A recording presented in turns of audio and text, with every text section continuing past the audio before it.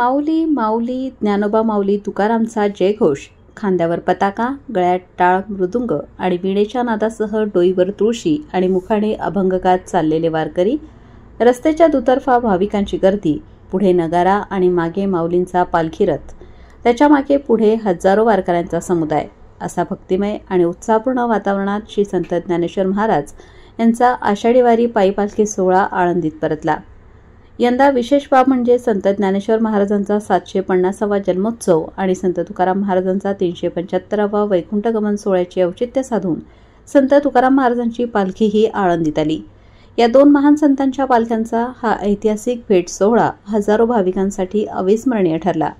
या अनुपम सोहळ्यासाठी पंचक्रोशीतून भाविक नागरिकांनी रस्त्याच्या दुतर्फा गर्दी करीत दर्शन घेतले.